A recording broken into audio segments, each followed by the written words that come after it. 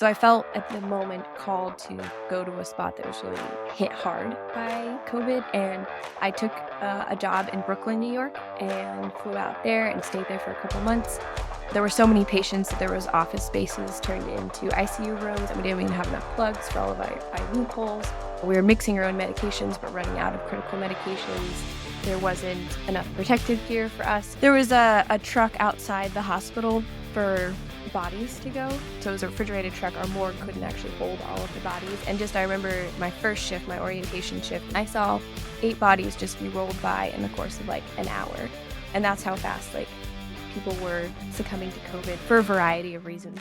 That ended up really, really wearing on me emotionally because I started believing this is my fault that people are dying. I need to be doing better. I put a lot of blame on myself in this hard situation and just felt like I was failing, the medical system was failing.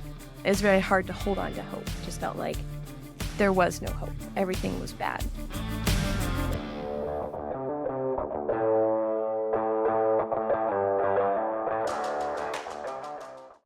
Well, hello, and welcome back to the Be Unbound podcast. I'm your co-host, David Rethemeyer. And I'm your co-host, Jonathan Brush.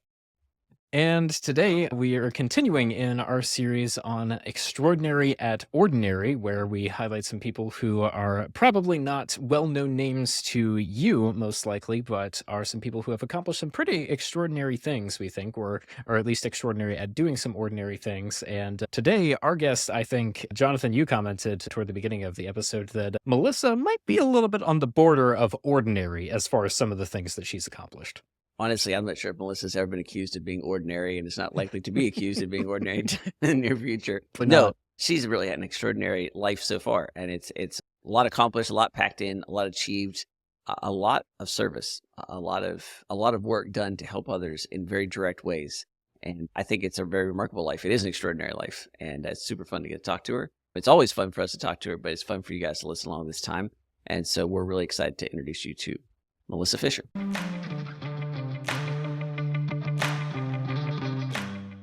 Welcome, Melissa. It's a delight to have you on here. Actually, it was almost an interruption. We had to hit record because we've been talking for like 15 minutes. We probably could have talked for another 4 hours. And it was kind of like, yeah, we should probably hit the record button and actually do the podcast with this. But it's super fun to talk to you always in any situation, in any condition. But it's super fun to have you on the podcast. So welcome to the Be Unbound podcast. I'm really delighted to have you. Oh, I'm so honored to be here. Thank you so much for having me.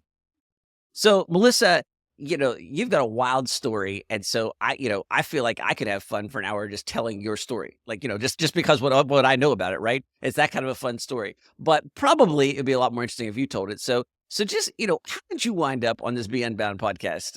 Give me a little snapshot of how you wound up here, Melissa. Okay, well, I became an Unbound student probably in 2016, but my older sister joined several years before that and honestly kept talking about this thing Unbound and was like, oh man, you should do Unbound. I was in nursing school at the time and had plans of going to a brick and mortar school, and I thought Unbound's not for me. And that's the nice way to put that. So I think you cleaned that up considerably. I appreciate that. So, yeah.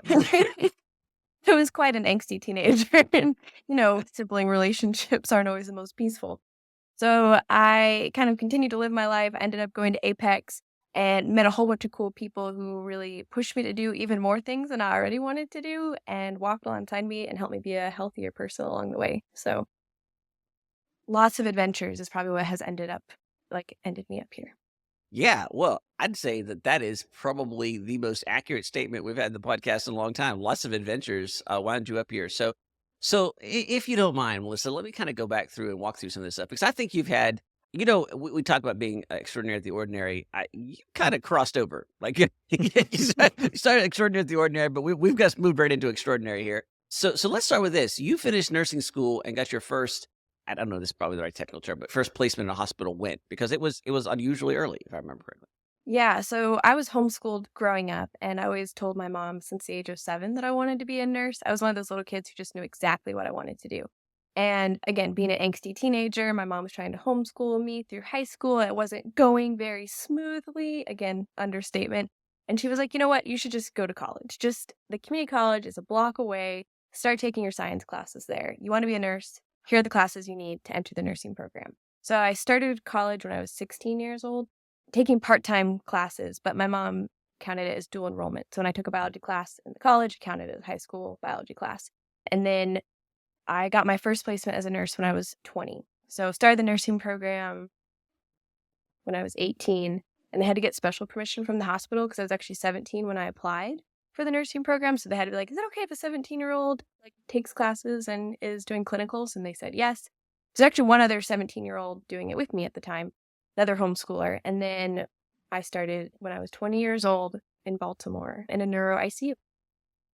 Yeah. So that last part you said slightly casually, but just to make sure everybody's keeping score at home. I mean, 22 is generally the earliest that you'd expect somebody, and that's even still a little early. You go the whole way through college.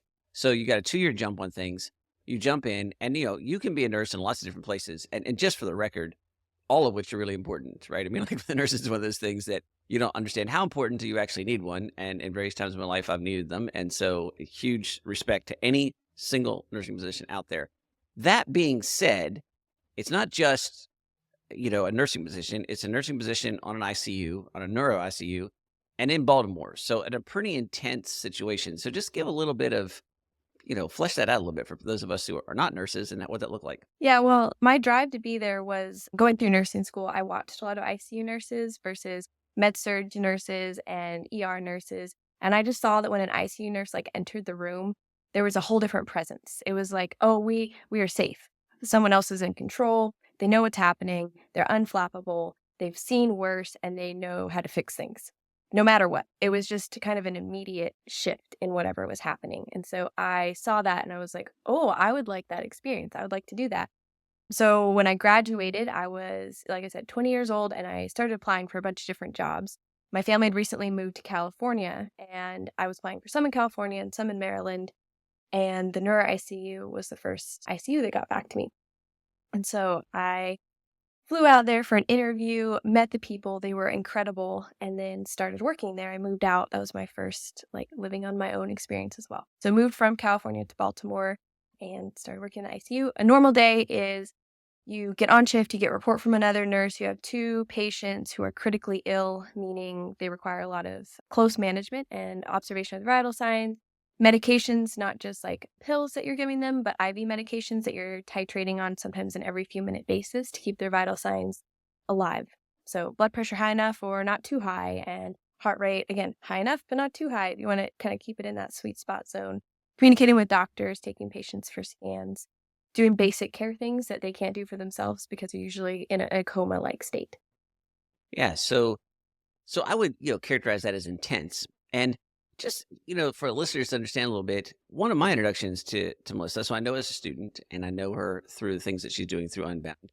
But also there's a interesting difference that happens in this particular profession. And I have a little bit of taste of this now because I have a son who's an EMT.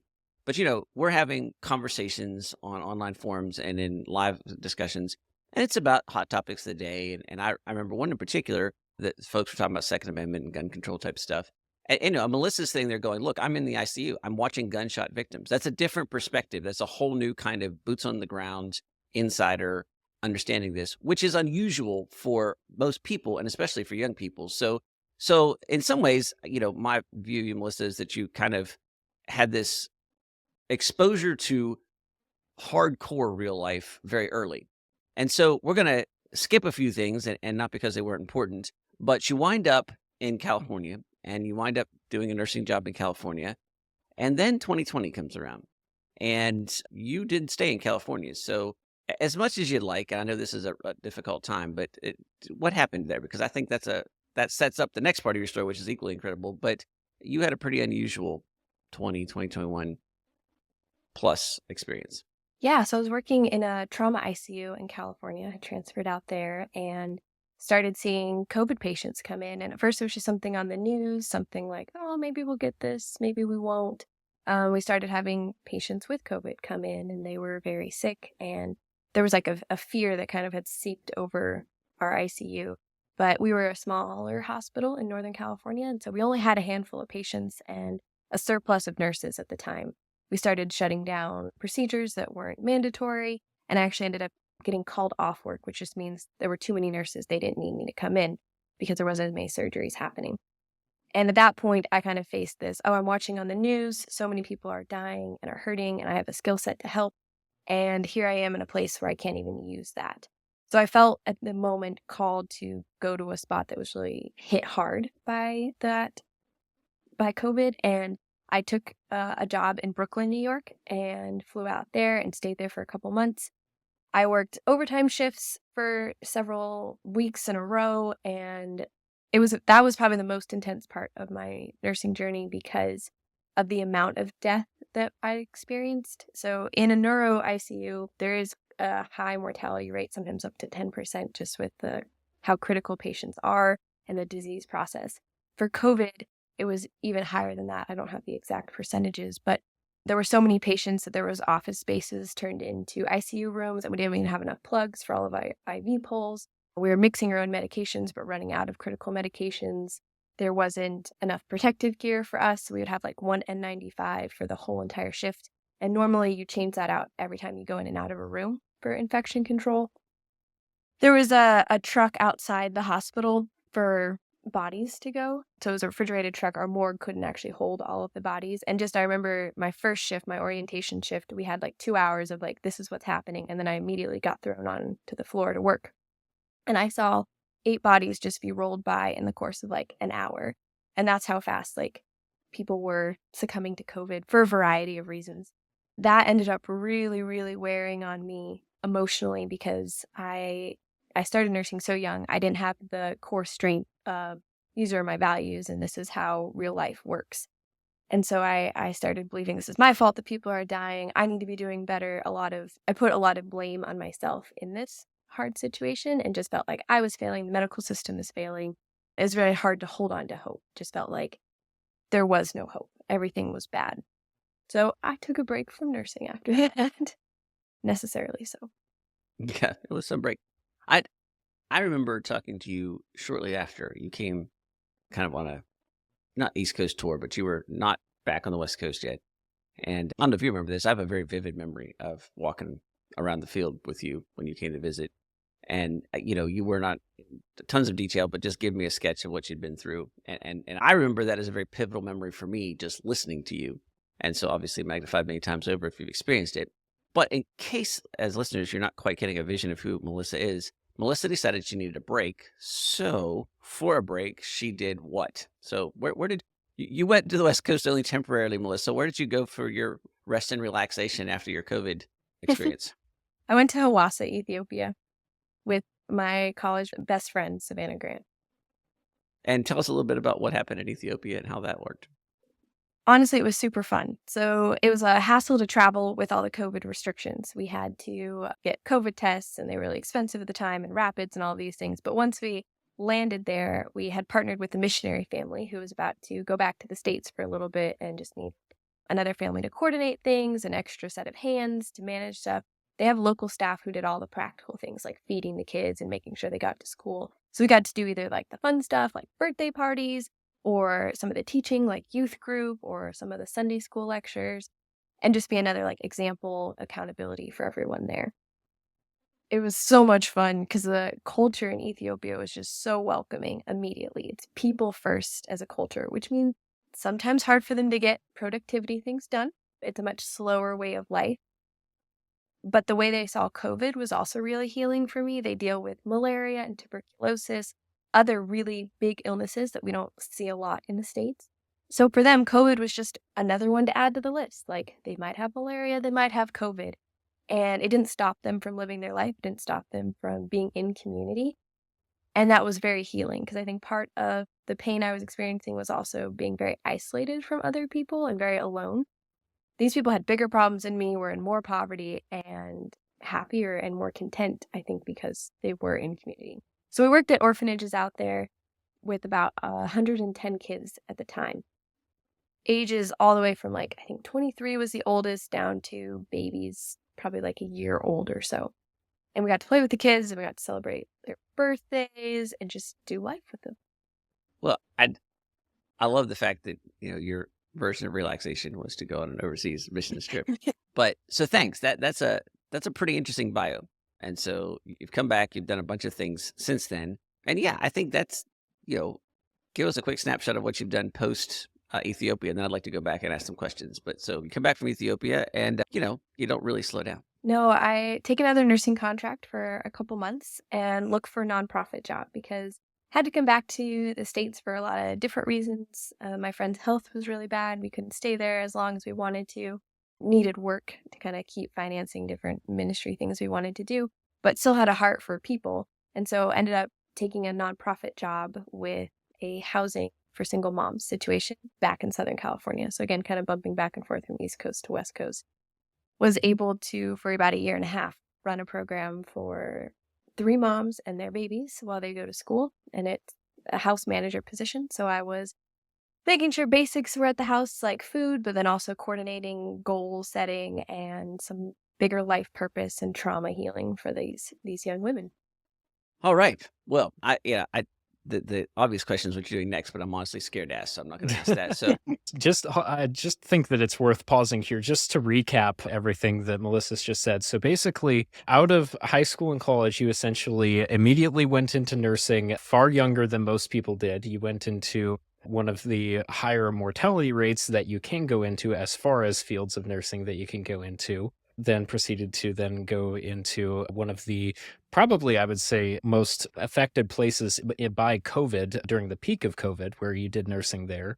And then after that, you went on a missions trip halfway around the world where you were serving kids for a while, then came back and then was helping with some moms who had gone through traumatic experiences and needed somebody stable in their life as well. So is that just a quick, 60-second summation of just, what you've been doing for the past 10 years or so?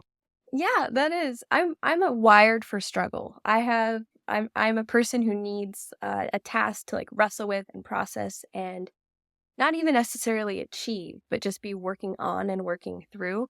I think my weakness with that is then taking steps back to actually process it and not burn myself out and rely on God for like emotional support and stability instead of myself. Because while I am made for the struggle, I can't hold the struggle. I can't wrestle with it by myself. I need community, I need people, and I need God to kind of support through. all right. So interesting biography so far, Melissa. Can't wait to see what's next. Now, I've heard you talk about all kinds of things that you've learned over the course of that. But just a minute ago, you mentioned going to Ethiopia to regain hope. And I've heard you speak a little bit about that. So if you don't mind, talk a little bit about that, because I think it's an easy picture to get here, right? You spend a lot of time seeing a lot of death and destruction. You come out of a massive series of that. You're very much at low morale, thinking that you've got a reason for that, and you're really trying to find hope. And I know the end of the story, which is that you did. But describe that process a little bit. Yeah, I think in my search for being helpful and being useful in really dark situations, I didn't take care of light and hope in my own life. And so I sort of gave away whatever organic light and hope you're just like born with, and then didn't have a way to cultivate, didn't have a way to rebuild it or catch other people's hope and make it my own. So I was so saturated with reality or just dark situations because I truly believe reality is like both good and bad. I just had been walking only in the hard situations. That going to Ethiopia, it sounds from like an American perspective, like a really dark and heavy time. There were some dark moments, but the joy that the kids have in spite of having like lost everything, in spite of maybe just having like one outfit for the week to wear and the same breakfast, pasta every morning, they don't care. They're just happy and they just love to be loved. And I think some of that organic joy began to like regrow my hope and joy, as well as doing a lot of processing of the hard situations and trying to uproot lies that I had started believing. Because I think in those dark situations, it's really easy to, we're like meaning searching humans. We're always looking for the purpose and meaning behind things. And it was organic for me to like choose the wrong meaning. Like someone died, it must be my fault. Instead of someone died, maybe God wanted them in heaven. There was no reframe. And so reprocessing things with a balanced perspective or a Christian worldview, because I would think the Christian thoughts but didn't actually believe it in my heart. And so I would have the like, God's in charge of everything, but it must have been my fault that they died. And I needed to have a more cohesive and lasting, I guess, perspective we do have some part to play and God has some part to play, and wrestling with that and finding with that was a big part of my healing as well. So partially just being around situations of joy, having a slower pace of life, and then rebuilding ways to heal and think through things emotionally and spiritually were a lot of the ways I started to rebuild hope. And it was a slow process. It wasn't just like, oh, one day I'm good. Because I did take a few months off in California before going to Ethiopia, and I did a lot of intensive counseling there. And then in Ethiopia, continued to actually do counseling long distance, as well as talk to mentors, as well as we had a women's Bible study out there that was full of international women. And so there was people from, I'm trying to remember different countries, Switzerland, Sweden, Ethiopia, of course, and America. And just all of those different perspectives lend a lot of different wisdom, a lot of different observations to situations. So all of those things, I think, started to grow the side of like my brain that hadn't been developed as much. My like problem solving and tactile side in nursing was super strong. And then the emotional, spiritual needed to catch up. And the time in Ethiopia gave me time for that. So you're back nursing now. So you're doing a nursing job again. That seems to me to be quite the variety that you brought to that, right? You know, you brought intense ICU nursing, you brought disaster relief nursing, you brought medical experience from the time in Ethiopia, even though that wasn't your primary thing that you do. And then you bring this, and we kind of jumped it pretty quickly at the end. But I mean, you had a pretty intense situation living in a house with teen moms, and that's a whole different, not necessarily nursing thing. How does that impact what you do now? I'm just curious, as you sort of sit and contrast the 20-year-old who went into the neuro ICU in Baltimore versus where you are today, what are some of the big differences that you see? The big differences that I see, there's always good and bad to it. So the good is, as like a 20-year-old, I was super anxious all the time because I thought, oh man, I have to be that good. I have to like have my checklist of things. And I thought the anxiety is actually what helped me be a good nurse. And I've since realized that anxiety just takes more brain space and is not making me any more attentive to details. And so I can like walk into a shift with a lot more peace, which again, just makes the whole day better. Then there's like the hard part of like having done disaster relief nursing. You're really good at getting things done, but not in the proper way. And so relearning some of the policies to get all your I's dotted and T's crossed can be a little frustrating. It's very important. And I'm glad that we can, come back from COVID and go to more safer policies than we were using. But sometimes my brain will click into, oh man, I just want to get it done. Like, can't we just like skip through some of this? But they're all checklists for a reason, and all the paperwork is there for a good purpose. As far as like the single mom home, I think it gave me a greater perspective on challenges people are facing in my greater area. I'm living in San Diego right now, and there's a lot of different cultures. So we have a lot of refugees because we're close to the border, not necessarily just Hispanics. We have a large Arab population, a lot of Ukrainian refugees. And pretty much every day I'm using a translator to communicate with my patients. And so both the time in Ethiopia and my time in the single mom home have given me patience for communicating across a language barrier, as well as creativity. How do I look at this from their perspective instead of my perspective? So it helps a lot with the interpersonal relationships you have to build rather quickly in intense situations that I'm not organically good at. You've talked about, kind of your professional growth there. So that's changed how you approach nursing. I think that's really interesting, and I also think, in my experience, that's the kind of things that people learn over 30 years or 20 years, so you've had you've continued your accelerated track. You've touched on this a little bit, but yeah, maybe it's more on point and specifically to ask you, you referred yourself as an angsty teenager a couple of times as you were talking about your early years and getting started, but you've also, towards the end there, you referenced Christian worldview. And so you've been on a pretty significant faith journey as you've gone through this. So talk a little bit about that, because I've heard you speak about this in front of live audiences, and I think it's a fascinating and insightful process. So talk a little bit about how that worked for you. Yeah, faith is definitely an undercurrent to pretty much everything I've done and a motivation for a lot of things, but it wasn't always. So I was raised in a Christian home. I was homeschooled and, went to Bible studies, went to church very regularly, was very catechized, I would say, in Christianity.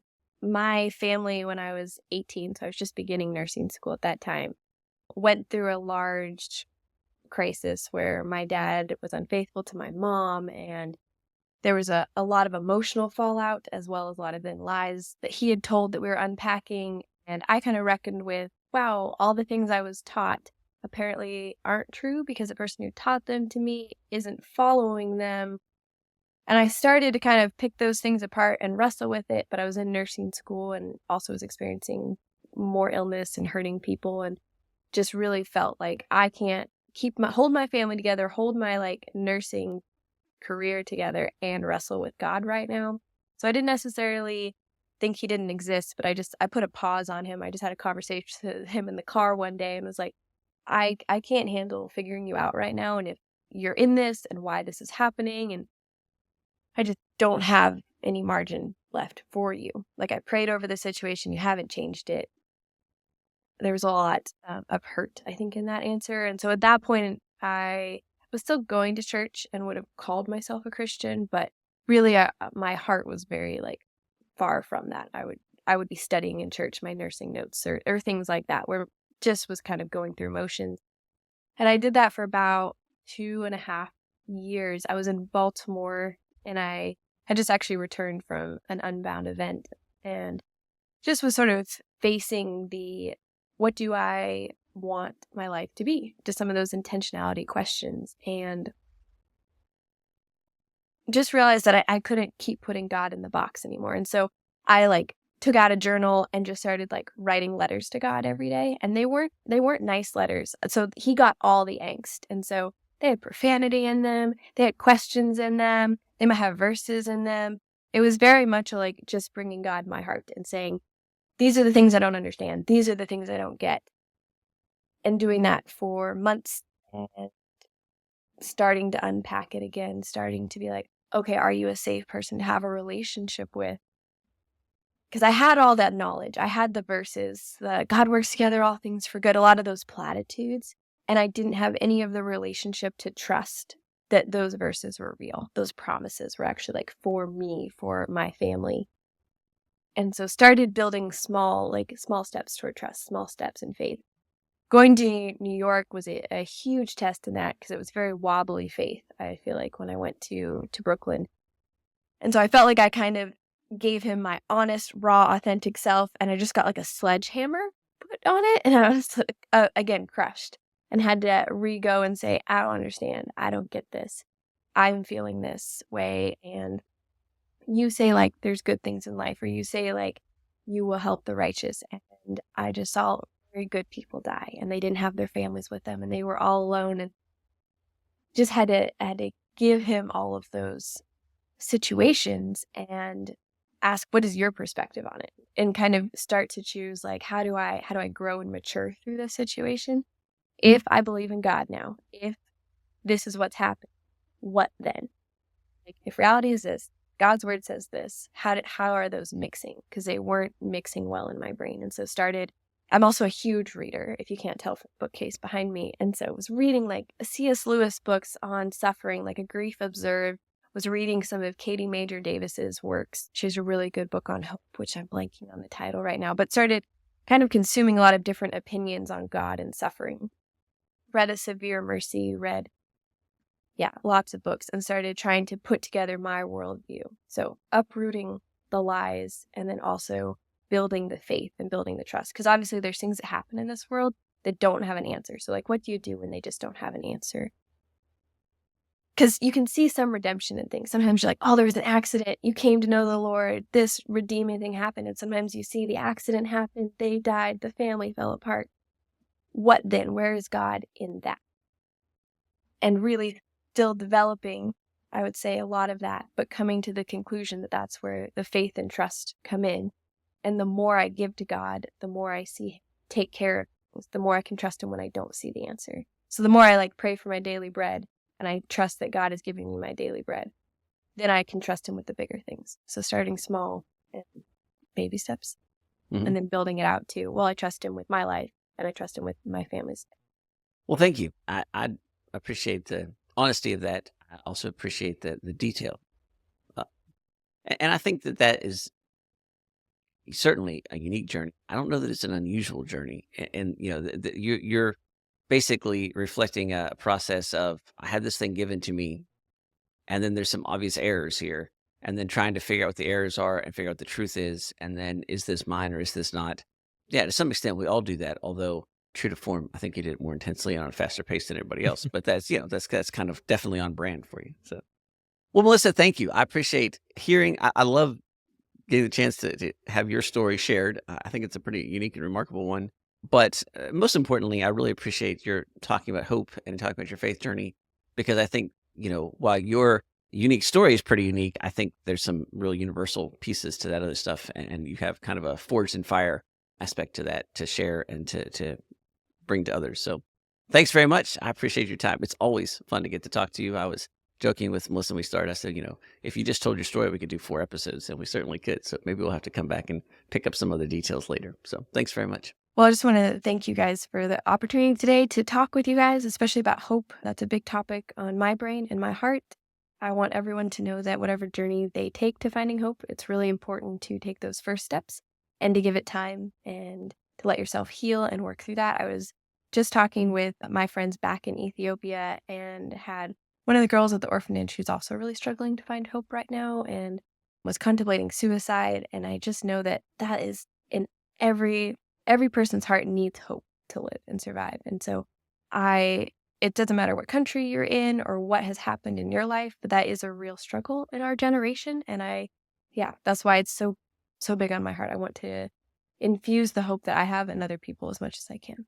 That's a critical message. I think probably one of the bigger challenges we deal with as we work with students and young people. And, each of us, we're not immune either from hopelessness and trying to grasp onto that. So thank you, Melissa. I can't wait. I feel like in 5 years I could do 20 more episodes. And so we'll see where you go next and what adventures happen. And I know you said just before you get on that you're contemplating going back to Ethiopia and a whirlwind trip and some other things. And so we'll be watching and interested and look forward to having you on in the future again and catch up again. So thanks.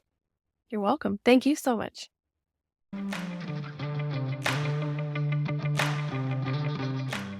Well, we hope you enjoyed meeting Melissa as much as we enjoyed introducing you to her. There is a lot of extraordinary things there. I'm always just very humbled to hear all things Melissa has done, but then even more so to hear how honest and transparent she is as she explains the journey she's gone through. It would be easy to be Melissa and use her story as wow, I've had a really exciting life. And we would not fault her for it because she has, right? Mm-hmm. But she never uses her story that way. She always tells her story in the context of her own failures, her own frailty, her own struggles, and then, invites people to come along in that, to see that, to share that struggle and that experience. And then at the end, leaves them with hope. And so I've seen her do that in individual conversations. I've also seen her do it from stage multiple times. And it's, you can't talk to Melissa without coming away feeling challenged, but also excited and more hopeful. And I hope all of you listening had the same experience today. Mm-hmm. Yeah. It's always encouraging to hear someone like her who is able to face and just talk about problems in a way that just really has a very real view of just how broken and evil some of the things in the world can be, while also recognizing the fact that, yes, the world is extremely broken and extremely evil sometimes, and there is no sugarcoating that, and we shouldn't sugarcoat that, because then the hope that we can have outside of that, on the other side of those broken and evil things, is all the more greater because of it. And so hearing her perspective and hearing her reinforce that is super encouraging. Yeah, no matter who would say something like this, it's still true, right? But this is not cheap hope. It's certainly true that, if you hear it from somebody whose life has been awesome and never seen anything bad, it's still true. They're not wrong.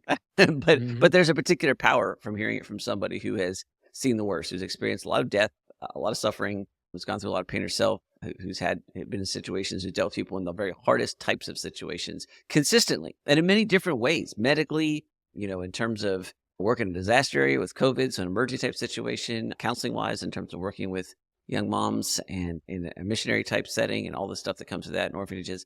Yeah, that's a pretty wide spectrum. And then all of a sudden, when somebody like that talks about hope, you say, wait a second, I need to pay attention to this. And it's worth definitely paying attention to. So thanks to Melissa. We're proud and honored to know her. It's an honor to us that she's part of Unbound, and she's been a part of our family, directly and indirectly, for a long time in terms of the Unbound family. And so it's so exciting to have a chance to introduce her to everybody else. If you're interested in the Unbound family, please check out beunbound.us. There's opportunities to join next year's Ascend class, which now, David, is over half full. So that's pretty exciting. And also kind of over half because we had some enrollments come in even as we were recording this today. Also, our high school program has been growing by leaps and bounds. I was doing some of the numbers here recently, and I think we had double the growth we had the year before, which was significantly more than double the growth we had the year before that. So lots of exciting things. So there's opportunities ranging from Navigate, our kind of introductory course that allows you to learn about your purpose and to be trained in decision making and be able to make some of these big decisions coming up as a young adult, through our high school programs. Then, of course, our Ascend is our flagship post-high school program. And to learn more about those, go to beunbound.us. And until next time, we would challenge you to be like Melissa Fisher and be unbound.